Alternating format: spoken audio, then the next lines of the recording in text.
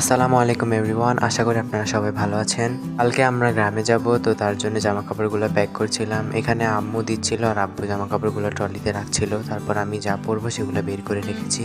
তারপর আমার ছোট বোনের এই ব্যাগটার মধ্যে আমার আর্ট করার জন্য যা যা দরকার ওগুলো সব নিয়ে নিচ্ছি।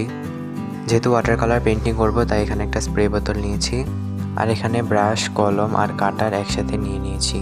তারপর আমার আপুর জন্য বানানো এই কভারটা নিয়ে নিয়েছি। লাস্ট সময় মনে পড়লো যে এই মার্কারগুলো নিয়ে নিই, পরে এগুলো নিয়ে নিয়েছি যাতে দরকার পড়লে ইউজ করতে পারি। এটা হচ্ছে পরের দিন ভোরবেলার ভিডিও। আমি আর আম্মু সেহরি করার জন্য উঠেছিলাম। ওই দিন বৃহস্পতিবার ছিল, তাই আমি আর আম্মু রোজা রেখেছি। আর যেহেতু ঠান্ডা আছে, তাই রোজা রাখতে তেমন কষ্ট হবে না। সকালে ওঠার পর আম্মু এখানে আব্বু আর সাইফার জন্য নাস্তা বানাচ্ছিল, আর আমি জানালা খুলে দেখছিলাম বাইরে ঠান্ডাটা কীরকম। বললাম যে বাইরে অনেক বেশি ঠান্ডা, তাই জানালাটা আবার বন্ধ করে দিয়েছি। তারপর আমি আমার বিছানাটা গুছিয়ে নিলাম।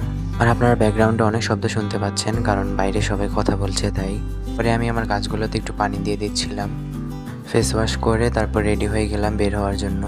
বের হওয়ার আগে গ্যাস আর সব জানালাগুলো বন্ধ করে দিচ্ছিলাম। তারপর ব্যাগগুলো বের করে গেটটাতে ভালোভাবে লক করে দিচ্ছি। আর আমরা বাসা থেকে বের হয়ে রাস্তায় যেতে না যেতেই বাস চলে এসেছে, তো বাসে উঠে পড়েছি। আমি বাসে ওঠার পরপরই জানালার পাশে সিটটাতে বসে গিয়েছি। গ্রামে যাওয়ার সময় এই বাসে ট্রাভেল করাটাই আমার সবথেকে বেশি ভালো লাগে।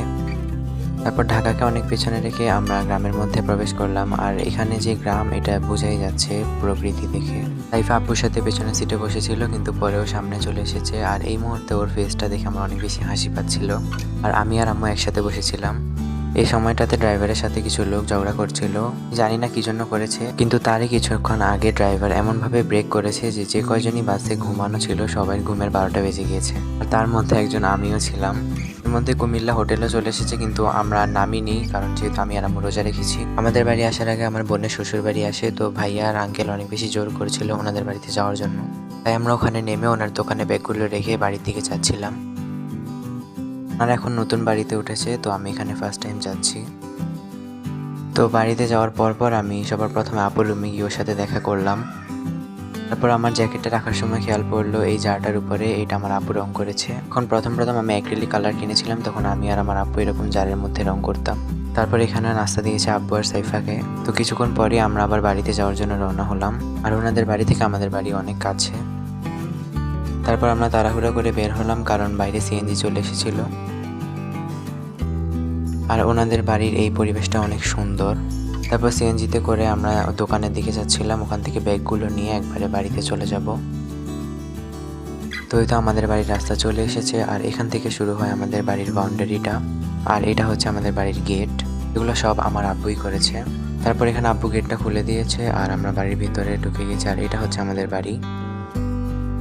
ব্যাগগুলো নামিয়ে আব্বু গেটটা খুলে দিয়েছে। তারপর আমি আর সাইফা বাসার ভিতরে ঢুকলাম। আপনারা তো সবাই জানেন 24 সালে নোয়াখালী আর ফেনীতে অনেক বেশি পানি হয়েছিল, তো আমাদের বাড়িতেও পানি ঢুকেছে।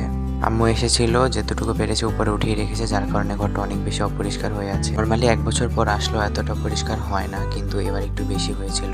তারপর আমি ইফতারিগুলো বের করছিলাম। আমার আপু আর মেজো জেঠি দুজনে ইফতারি দিয়েছে। আজান দেওয়ার পর আমরা ইফতারিটা শুরু করে দিলাম। তারপর মাগরিবের নামাজটা পড়ে নিয়েছি। আর এই তো এই রুমের খাটটা আমি এখন ঠিক করে নিয়েছি। আর সাইফা এখন এখানে বসে খেলছে। তারপর এই রুমটাকে আম্মু ঠিক করে নিয়েছে। আর এখানে রাতের খাবার দিয়ে গেছে আমার মেজো জেঠি। তারপর পানি শেষ হয়ে গেছে, পানি আনার জন্য গেলাম। তারপর এসার নামাজটা পড়ে নিয়েছি। তারপর শোয়ার আগে ফেস ওয়াশ করে চেঞ্জ করে নিয়েছি। আর আজকের দিনটা অনেক বেশি ক্লান্তির ছিল। তো আজকের ভিডিওটা আপনাদের কাছে কেমন লেগেছে অবশ্যই কমেন্ট করে জানাবেন। আর এটা ছিল আমার ফার্স্ট লং ভ্লগ, যার কারণে অনেক ভুল হতে পারে, তো ভুলগুলো অ্যাভয়েড করে দিবেন প্লিজ। আর আজকের মধ্যে এতটুকুই। সবাই ভালো থাকবেন। আল্লাহ হাফেজ।